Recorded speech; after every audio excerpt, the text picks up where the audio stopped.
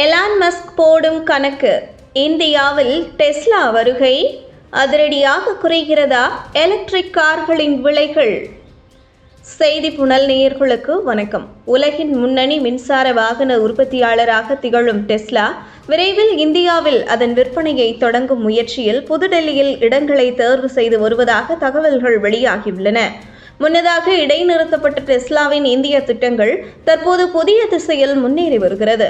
Tesla, DLF போன்ற முன்னணி நிறுவனங்களுடன் இணைந்து தெற்கு டெல்லி அவென்யூ மால் மற்றும் குருகிராமின் சைபர் ஹப் ஆகிய இடங்களில் சில்லறை விற்பனை மையங்களை ஆய்வு செய்து வருவதாக தகவல்கள் தெரிவிக்கின்றன.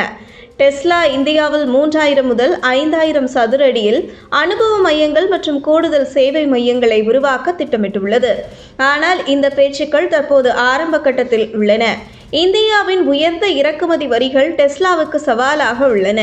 இறக்குமதி செய்யப்படும் மின்சார வாகனங்களுக்கு 100% வரி விதிக்கப்படும் நிலையில் திருத்தப்பட்ட வாகன கொள்கையில் குறிப்பிட்ட EV வகைகளுக்கு வரி 15% குறைக்கப்பட வாய்ப்புள்ளது. இந்தியாவில் தற்போது மின்சார வாகனங்கள் 4 மில்லியன் ஆண்டு விற்பனையில் 2% மட்டுமே கொண்டுள்ளன. ஆனால் 2030ஆம் ஆண்டிற்குள் இதை 30% உயர்த்த அரசு இலக்கு வைத்துள்ளது. டெஸ்லாவின் நுழைவு இந்த நோக்கத்தை உறுதியாக ஆதரிக்கலாம்.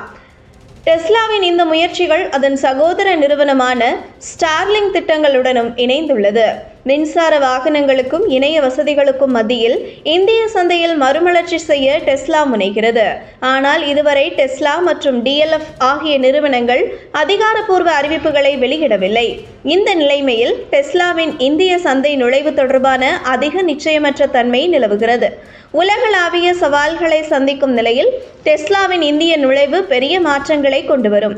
இதன் மூலமாக இந்தியா மின்சார வாகனங்களில் முன்னணி நாடாக மாறும் வாய்ப்புள்ளது. இதுபோன்ற செய்திகளை தெரிந்து கொள்ள செய்தி புனலுடன் இணைந்திருங்கள்.